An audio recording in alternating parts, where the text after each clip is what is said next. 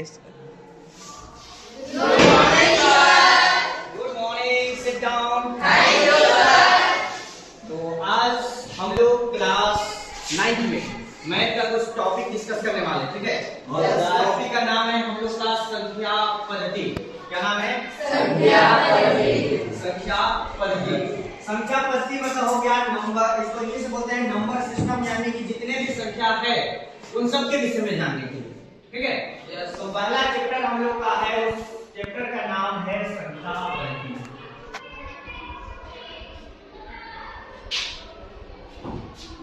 जिसको इंग्लिश में बोलते हैं नंबर सिस्टम, ठीक है? तो हम लोग जैसे किसी स्थान में चले गए, वहां हम लोग को कुछ खरीदना है ना? तो तौलने के लिए या किसी भी चीज में तो एक एक करके चढ़ाएंगे, पैसा नहीं देना है। तो अगर मान लीजिए मेरे पास में बड़ा नोट नहीं है, एक ही रुपये टिक्की वाला है, तो एक एक करके निकालेंगे और उसको क्या करेंगे, काउंटिंग करेंगे कि हमको जैसे 20 रुपया देना है तो 1 रुपया 2 रुपया 3 रुपया करके काउंटिंग करने स्टार्ट करेंगे, ठीक है? तो जब हम लोग किसी संख्या को गिनना स्टार्ट करते हैं या किसी चीज को गिनते हैं, तब वो जो समूह आती है ना, उस समूह को कौन सा संख्या मतलब कौन सा संख्या नाम से जानते हैं? गिनने के लिए यूज किए जाने वाले जो संख्या प्रयोग होते हैं, ठीक है? उस संख्या का क्या नाम है? कुछ तो होगा, क्या है, क्या बोलते हैं? उसको बोलते हैं प्राकृतिक संख्या।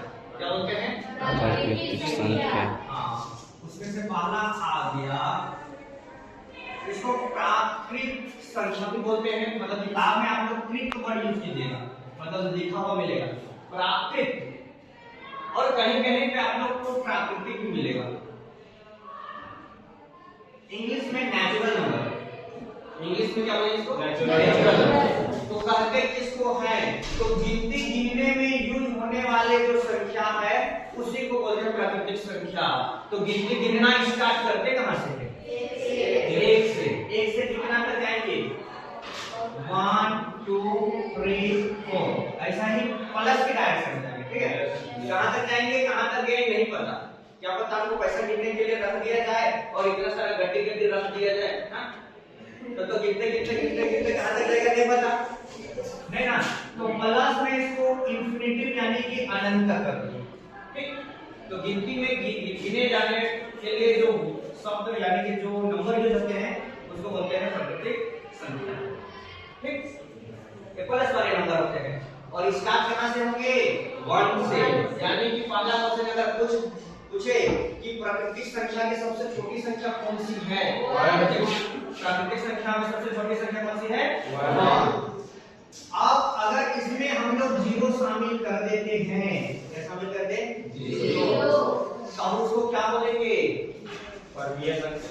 तब उसको बोलेंगे पूर्ण संख्या। क्या बोलेंगे? पूर्ण संख्या। तो इसका अगर आप लोगों को परिभाषा लिखना है तो परिभाषा कैसे लिख सकते हैं? प्राकृतिक संख्या में 0 शामिल कर देने पर या प्राकृतिक संख्या के जो ग्रुप है 1 से लेकर अनंत तक, उसमें अगर हम लोग 0 को भी शामिल कर दे तब जो समूह बनेगी उस समूह को हम लोग पूर्ण संख्या बोलेंगे।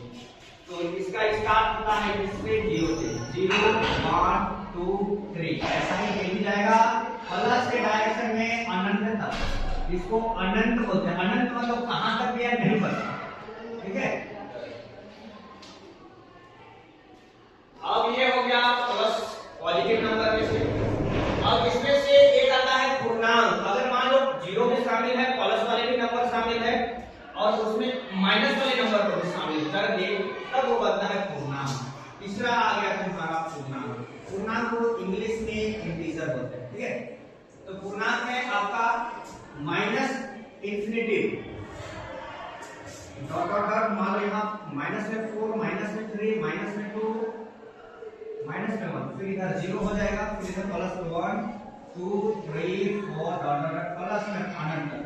मान लो पैसा कमा रहा है, अथाह कमा रहा है, पूरे पूरा रोटी ला रहा है, ठीक है? तो हो गया पॉजिटिव में, प्लस में।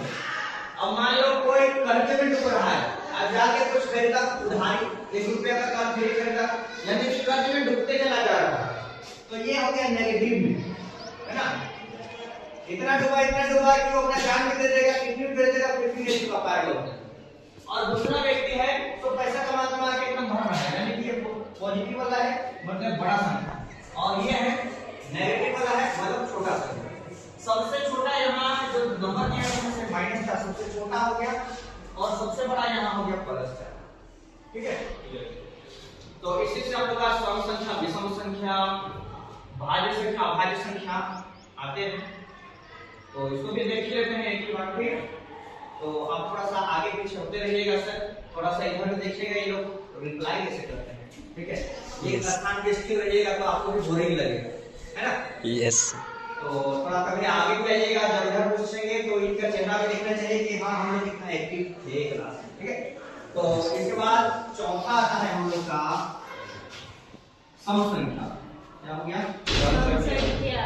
इसको इंग्लिश में इवेंट नंबर बोलते हैं। क्या होते हैं? Event number. सम संख्या का मतलब हो गया कि उसका जोड़ा जोड़ा हो। अगर नंबर का जोड़ा करे, जैसे मान लीजिए 2, 1 2, इसका जोड़ा बन गया। 3 किए तो इसका जोड़ा ये मिला, ये अकेला रह गया, मतलब ये नहीं। तो सम संख्या का अगर परिभाषा पूछता है तो अगर 2 अंक है या 1 अंक, 2 अंक रहेगा तो इकाई अंक में 0 देखिएगा, और 2 अंक नहीं है तो बाकी क्या क्या देखिएगा वो देखिए इकाई अंक में, ठीक है। कहाँ पे? इकाई अंक, यानी कि पहला जो इकाई रहा सेकंड एक साथ में, तो वहां देखिए क्या क्या होना चाहिए, 0 2 4 6 8 अगर है मतलब वो तुम्हारा सम संख्या कहलाएंगे। दूसरे शब्दों में कह सकते हैं कि वे संख्याएं जिसे हम 2 से पूरी तरह भाग दे सकते हैं। क्या कर सकते हैं? 2 से पूरी तरह भाग, पूरा पूरी हम लोग 2 से अगर भाग दे रहे हैं और वो जा रहे हैं, दशमलव में नहीं, बिना दशमलव, तब हम लोग कहेंगे कि वो तुम्हारा सम संख्या है। क्या है? सम संख्या।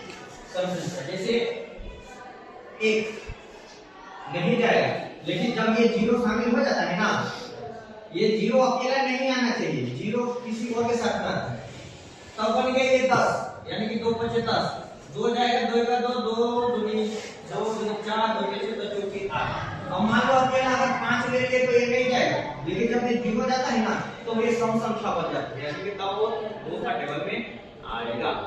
तो क्या क्या देखना है, अगर अकेले कोई संख्या दिए हैं तो ये नंबर लिखना चाहिए 2 4 6 8, और अगर 2 नंबर से ज्यादा दिए हैं तो इसको तो देखेंगे तो देखेंगे ही, और ये नहीं मिला तो देखेंगे लास्ट में कहीं किसी का में 0 तो नहीं ना लगल है, 0 लगल है मतलब समझ गए वो हमारा सम संख्या है। दूसरा आता है, अगला आता है पांचवा में हम लोग का विषम संख्या। क्या है? विषम संख्या। विषम संख्या इसको बोलते हैं ऑड नंबर। और ऑड नंबर का मतलब हो गया यहाँ जो जो दिए हैं वो ऑड नहीं होना चाहिए, यस, और ये नहीं है मतलब वो हो गया विषम संख्या। तो मान लो ये नहीं है तो क्या दिखेगा उसमें? एक इकाई में क्या क्या दिख सकता है? एक दिख सकता है, 3 5 और 7 और 9। हाँ, ये सब आ रहा है, इसका मतलब विषम है। इसका मतलब ये जो 2 का भाग नहीं था, क्या ये 2 से भाग जाएगा? नहीं, ये 2 से भाग नहीं जाएगा, ठीक है। ये हो गया हमारा विषम। और एक देखते हैं भाज्य। क्या देखते हैं? भाज्य। भाज्य जिसको बोलते हैं कोप्राइम। क्या बोलते हैं? कोप्राइम इंग्लिश में। भाज्य का मतलब हो गया कि वे संख्याएं जो 2 संख्याओं से ज्यादा संख्याओं से भाग जाएगी। समझ में नहीं है? देखिए जैसे मान लीजिए यहाँ पे हम ले लिए 3, इसको कौन कौन भाग दे सकता है? ये किसका किसका टेबल में आता है? पहला तो एक का टेबल में आएगा, एक या 3, दूसरा आएगा 3 का में। तो हम क्या बोले, 2 से ज्यादा संख्या इसको भाग दे सकती है या 2 से ज्यादा संख्याओं का टेबल में आती है। तो ये तो मात्र 1 और 2 ही, मतलब 1 और 3 का भी है, मतलब 2 ही नंबर आ रहे हैं, तो इसको भाज्य बोलेंगे? नहीं बोलेंगे, इसको तो क्या आएगा? 4 आएगा। इसको कौन कौन भाग दे सकता है? किसका किसका टेबल में आ सकता है?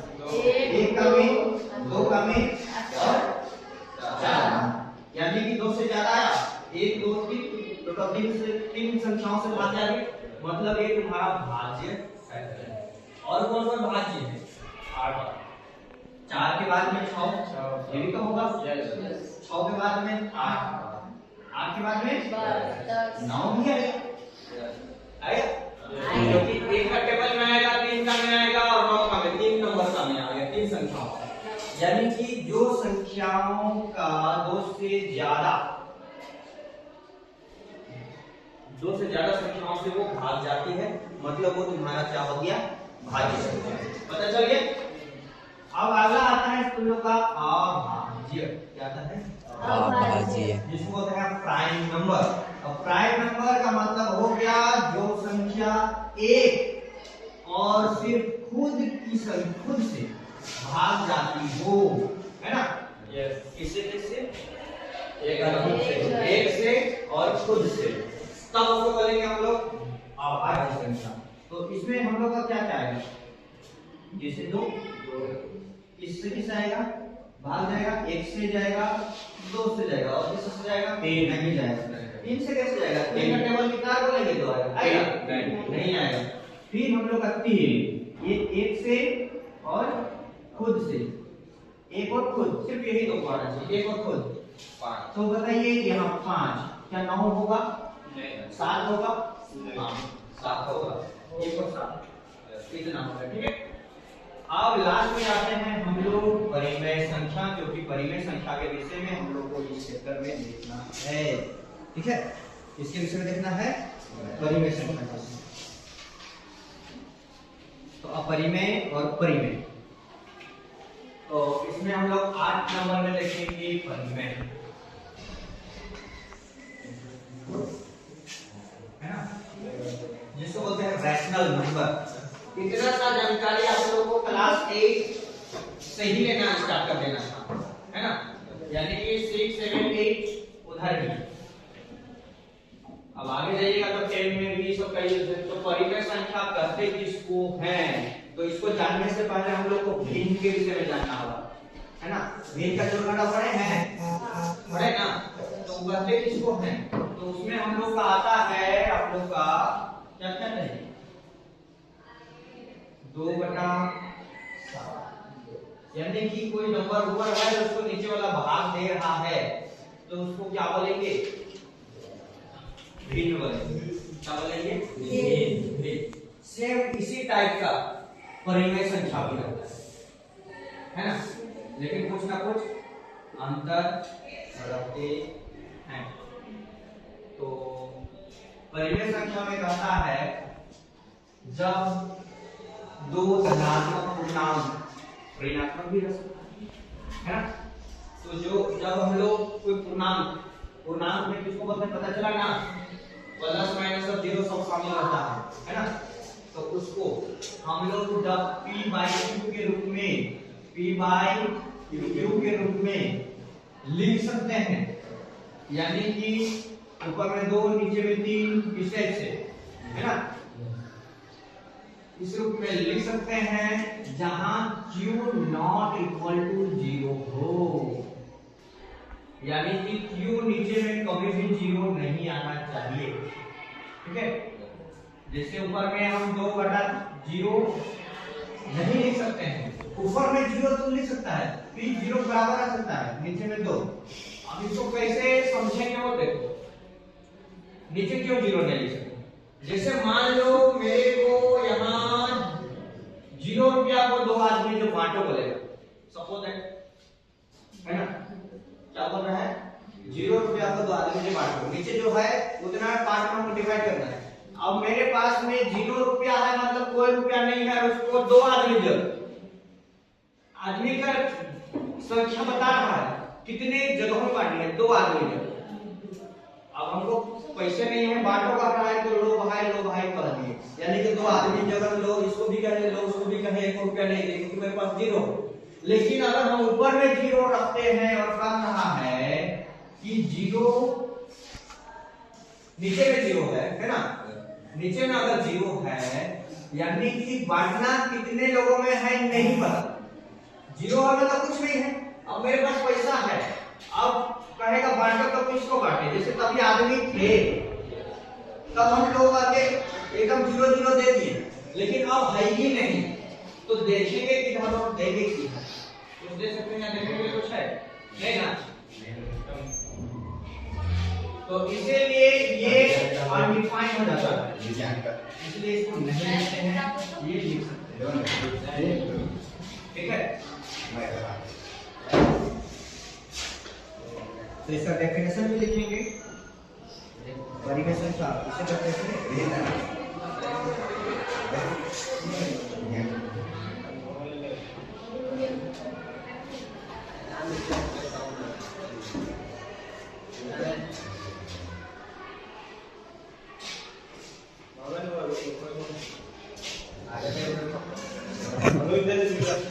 अभी क्रॉस करना। भिन्न संख्या और परिमेय संख्या में क्या अंतर है?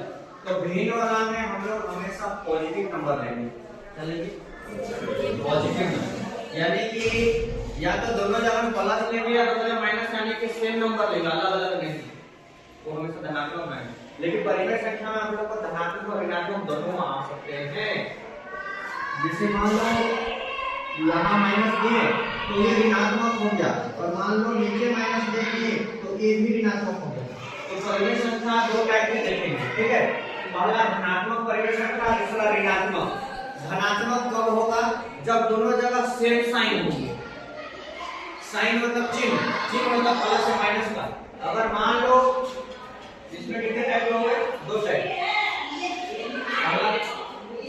पहला को प्रूफ क्या है? थोड़ा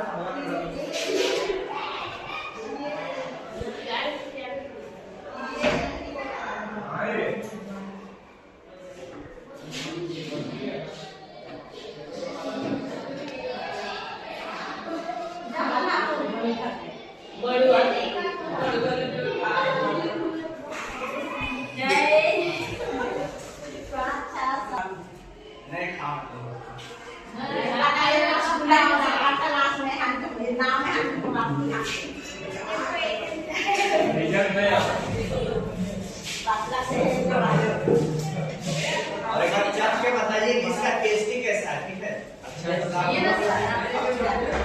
खाइए सर, विटामिन है सर। हाँ, आप लोग एक बार इसको बाद में चखिएगा, कभी चखिएगा क्लास में, ठीक है? तो यहाँ देखिए परिमेय संख्या हम लोग दो टाइप से देखेंगे, एक धनात्मक परिमेय संख्या, दूसरा ऋणात्मक। धनात्मक कब होगा? जब अंश और हर होते हैं हम लोग ना, यानी कि जैसे ऊपर वाला जो रहता है उसको अंश बोलते हैं न्यूमरेटर, और नीचे जो रहता है उसको हर बोलते हैं डिनोमिनेटर, ठीक है। जब हर और अंश में दोनों जगह अगर सेम साइन हो, यानी कि प्लस और माइनस वाला में दोनों जगह सेम संख्या हो, जैसे मान लीजिए -2/-3 या तो +2/+3, यानी कि दोनों जगह अगर सेम नंबर है, यानी कि साइन है ना, प्लस से माइनस का, इसका मतलब वो धनात्मक हो गया, क्योंकि माइनस और माइनस प्लस हो जाता है, प्लस प्लस में ही रहता है, ठीक है। और ऋणात्मक का मतलब हो गया कि हर और अंश दोनों जगह अलग अलग साइन हो, यानी कि एक दूसरे का विपरीत। जैसे अगर ऊपर वाला प्लस है तो नीचे वाला माइनस, जैसे -2 में प्लस थे, या तो प्लस में अगर 2 रहे तो नीचे में माइनस थे, यानी कि अलग अलग है, मतलब वो हो गया ऋणात्मक परिमेय संख्या, ठीक है। तो इतने सारे विषयों को आप लोग को जानना था, है ना। और इसमें और एक चीज आप लोग को जानना है, समतुल्य परिमेय संख्या। क्या जानना है? समतुल्य परिमेय। अब कहते किसको है समतुल्य? सम समान और तुल्य तुलना करने पर दोनों बराबर हो। होगा कैसे उसको देखिए।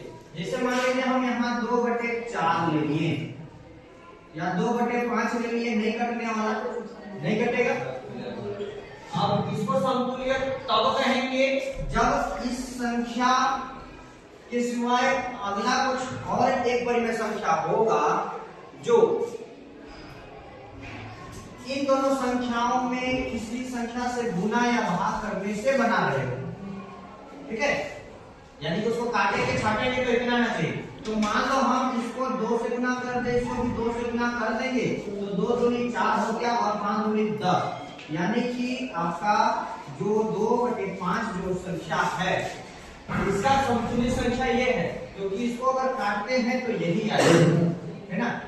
ये बना कैसे है, इस दोनों जगह पे 2 से गुना कर दिए, अब ये बना है, यानी कि इसका समतुल्य परिमेय संख्या 4/10 हुआ। समझे? अब इसका समतुल्य बगल वाला है तो बगल वाला का समतुल्य इधर वाला होगा, क्योंकि अगर इसको हम 2 से भाग देंगे दोनों को तो यही बनेगा। समझा? चीज वही है, बस लिखने का तरीका अलग है। क्यों? क्योंकि उसमें किसी संख्या से गुना या भाग किए हुए हैं। किसी को डाउट है? नहीं। समतुल्य कब बोलेंगे? जब दिया गया संख्या में हम किसी से भी गुना करेंगे, किसी से मतलब नीचे और ऊपर दोनों जगह। ऐसा नहीं कि ऊपर वाला को 2 से गुना कर दे और नीचे वाला को 5 से गुना कर दे, तब समतुल्य नहीं है।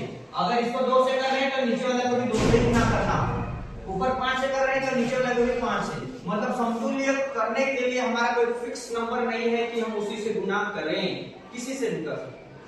समझा?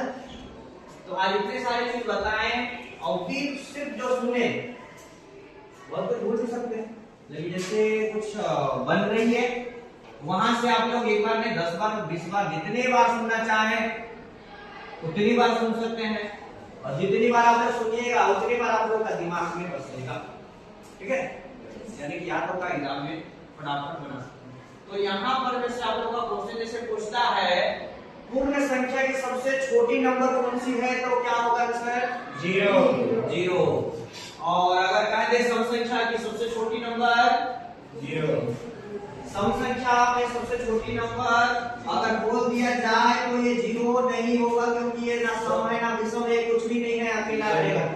आप लोग बोले थे कि अगर 2 नंबर रहेगा तब दूसरा नंबर का इकाई अंक में 0 को शामिल करना है, अकेले 0 को शामिल नहीं करना है, है ना? और अगर आप लोग को बोल दे कि सबसे छोटी पूर्ण संख्या और सम संख्या दोनों हो, वो कौन है? क्या बोले हम? सबसे छोटी वो आप लोग का पूर्ण संख्या बोले, पूर्ण प्लस में सम, है ना? पूर्ण प्लस में सम दोनों हो और सबसे छोटी है, तो वो कौन सा है दोनों में? तो पूर्ण में सबसे छोटी 0 आ रहा है और सम में सबसे छोटी 2 आ रहा है, तब तो यहाँ 0 नहीं है, इसको नहीं लेंगे, यानी कि इसको भी नहीं लेंगे। यहाँ 1 आ रहा है इसके बाद में, लेकिन यहाँ 1 नहीं आ रहा है, 1 को भी नहीं लेंगे। यहाँ 2 आ रहा है, यहाँ 2 आ रहा है, यानी कि दोनों जगह 2 आ रही है, यानी कि जो दोनों में शामिल होना चाहिए स्टार्टिंग में कॉमन, है ना, उसी को लेंगे। और अगर कह दे कि सबसे छोटी सम और सम संख्या भी होना चाहिए और भाज्य भी संख्या होना चाहिए, तब बताइए क्या होगा? सबसे छोटी सम भाज्य संख्या, सम संख्या में भाज्य 4। तो सम संख्या में सबसे छोटी कौन है? पहला 4। सम संख्या में मान लीजिए अगर 2 आया और भाज्य में सबसे छोटा आता है हम लोग का 3, तो 2 और 3 अलग अलग हो गया, नहीं लेंगे। आ गया 4, इसमें भी 4 आया और भाज्य है तो हम लोग का 4। ठीक है? तो थोड़ा सा घुमावदार है, क्वेश्चन थोड़ा सा लगेगा, लेकिन पहले आप लोग क्वेश्चन को अच्छा से सुन लीजिएगा और दोनों का नंबर लिख लीजिएगा। सम संख्या में क्या क्या आता है, हाँ, विषम में क्या क्या आते हैं, भाज्य में क्या क्या, और सबसे छोटी का है मतलब जो दोनों में स्टार्टिंग टाइम में दोनों का दोनों मैच करना चाहिए, वही हमारा आंसर हो जाएगा। ठीक है? इस तरह से तो इसका परिभाषा वगैरह लिखेंगे किसका दे रहे हैं? संख्या। तो यहाँ कर रहा है जब दो पूर्णांकों को p/q के रूप में, और पूर्णांक हम लोग का प्लस माइनस और साथ में जीरो ये तीनों शामिल रहता है उसको बोलते हैं। ठीक, तब उसको अगर हम लोग p/q के रूप में लिखते हैं या लिख सकते हैं तब यह परिमेय संख्या कहलाती है। लेकिन यहाँ भी एक नियम है ना? क्या नियम है? एक रूल क्या चीज है कि जहां पे q नॉट इक्वल टू 0 हो, नॉट इक्वल टू 0 यानी कि q के जगह पे कभी भी हम लोग 0 नहीं लिखेंगे। ऊपर साइड में लिख सकते हैं लेकिन नीचे साइड में नहीं। एग्जांपल में हम लोग को दे दिए हैं परिमेय संख्या में -1/1 7/1 0/1। 0 को 1 से डिवाइड करेंगे तो 0 ही आंसर आएगा, यानी बाहर दे सकते हैं। ठीक है? लेकिन हम लोग 1 को 0 जगह बांटो बोलेंगे तो 0 कहां बांटे कुछ आता ना पता नहीं। ठीक है? तो इसलिए ये तुम्हारा अपरिभाषित नॉट डिफाइंड कर रहा है। यानी कि q नॉट इक्वल टू 0, नीचे में कभी भी हम लोग 0 नहीं रखेंगे, ठीक है। तो इस तरह से हम लोग का ये अध्याय जो था आज का वो खत्म हुआ। अब आप लोगों में से कुछ डाउट है तो यू कैन आस्क मी, आप लोग पूछ सकते हैं। तो एक झलक एक बार इधर दिखाइएगा और तो इतना जानेंगे, है ना? किसी को डाउट है जी? नहीं। तो एक बार इसको उठा देंगे, एक बार मोबाइल पे धर कीजिए, एक बार रखिएगा प्लीज। हाँ बताइए, परिमेय संख्या किसे कहते हैं? उधर उनका चेहरा दिखना चाहिए। Yes sir. उनका हाँ बोलिए, परिमेय संख्या किसे कहते हैं?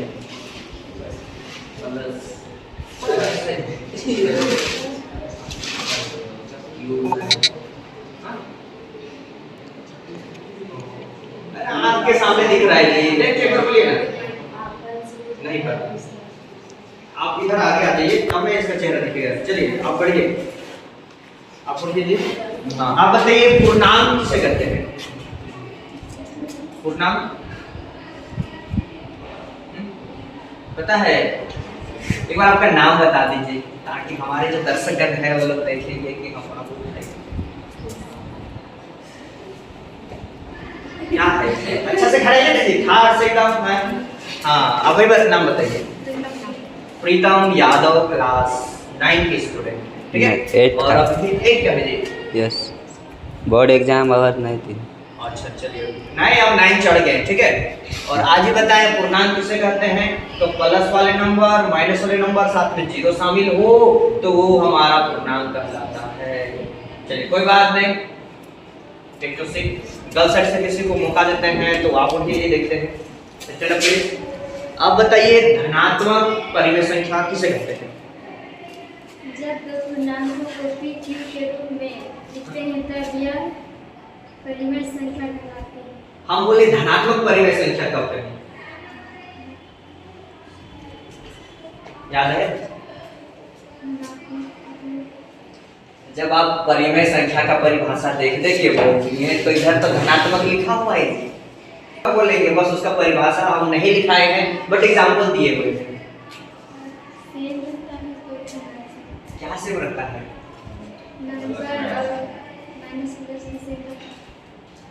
नंबर अलग अलग रह सकता है, बट जो साइन है प्लस या माइनस का दोनों जगहों पे सेम होना चाहिए, यानी कि समान। अगर ऊपर प्लस है तो नीचे भी प्लस, ऊपर माइनस है तो नीचे भी माइनस। चलिए बहुत बढ़िया, इनके लिए क्लैपिंग कीजिए, कुछ तो बोलिए।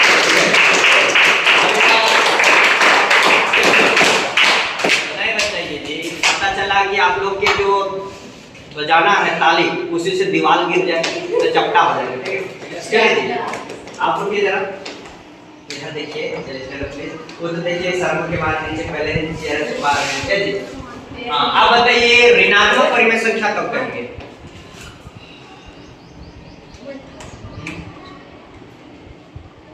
वो बताएं, धनात्मक परिमेय संख्या कब कहते हैं? आप बताइए, ऋणात्मक परिमेय संख्या कब कहते हैं?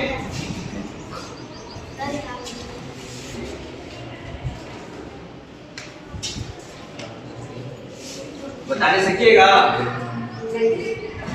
आपका नाम बताइए प्लीज, अपना नाम तो कब से बोलिए। What is your name please? तो इसको अच्छा से बोलते हैं, माय नेम इज रितिका। चलिए यहाँ बताइए, ऋणात्मक परिमेय संख्या कब कहते हैं? माइनस माइनस सेम होता है तो उसको अगल बगल रहता है तो काटना पड़ता है। नहीं, ये जो डेफिनेशन क्या चीज का बताए, ये कौन बताएंगे? बताइए, ये डेफिनेशन किस चीज का बताए? वो साइड से कोई? हाँ धनात्मक का। हाँ धनात्मक का बताए, मतलब अगर दोनों जगह साइन सेम हो और अगर एक साइड में माइनस माइनस है तो माइनस माइनस को काट के प्लस कर देते हैं, ठीक है। तो हम पूछे थे ऋणात्मक वाला, आप बताइए ऋणात्मक का। ऋणात्मक का जब माइनस को ऊपर और नीचे प्लस हो, ऊपर माइनस और नीचे प्लस हो तब ऋणात्मक होगा। और अगर हम मान लीजिए ऑपोजिट कर दिए तो? ऑपोजिट कर दिए तो ऑपोजिट यानी कि ऊपर अगर आप माइनस रख सकते हैं हम प्लस रख दिए, और नीचे आप प्लस रख सकते हैं हम माइनस रख दिए, तो भी ऋणात्मक हो जाएगा। हाँ, तो इसका अच्छा से डेफिनेशन कौन दे सकते हैं? आपका नाम बताइए sir. My name is Shahid Rajak. Shahid Rajak, study class 9। चलिए बहुत अच्छी बात है, आपने एकदम बिंदास बेधड़क यानी कि अपना जो गति था बताने का अच्छा स्पीड था, ठीक है। चलो बहुत अच्छा, एक बार क्लैपिंग होना चाहिए, ठीक है। तो इसका डेफिनेशन इस तरह से था, जब हमारे अंश और हर में अलग अलग साइन हो, यानी एक दूसरे का विपरीत साइन, या तो प्लस ऊपर है तो नीचे उसका विपरीत माइनस होगा, और ऊपर अगर माइनस है तो नीचे प्लस, यानी कि जो भी साइन होगा एक दूसरे का विपरीत यानी कि उल्टा, यानी कि दोनों साइन शामिल हो, प्लस भी हो और माइनस भी। अगर ऊपर प्लस तो नीचे माइनस, ऊपर माइनस तो नीचे प्लस, तब जो परिमेय संख्या बना रहेगा उसको हम लोग क्या बोलेंगे? धनात्मक। ऋणात्मक। क्या बोलेंगे? ऋणात्मक। और ऋणात्मक का मतलब हो गया कि किसी एक जगह पे ही माइनस है। क्या है? एक जगह पे माइनस, और अगर दोनों जगह पे माइनस है तो वो बन जाएगा धनात्मक, दोनों जगह पे प्लस है तो बन जाएगा धनात्मक। लेकिन किसी एक जगह पे माइनस है, जैसे ऊपर माइनस तो नीचे कुछ नहीं दिखा रहा है, मतलब ये प्लस हो गया, इसका मतलब प्लस माइनस दोनों शामिल है, ऋणात्मक। यहाँ ऊपर कुछ नहीं दिखा रहा है मतलब प्लस है, मतलब प्लस माइनस दोनों शामिल है, मतलब ये भी हो गया ऋणात्मक परिमेय संख्या, ठीक है। तो आज का जो क्लास था यहीं पे एंड करते हैं, ठीक है। तो क्लोज प्लीज।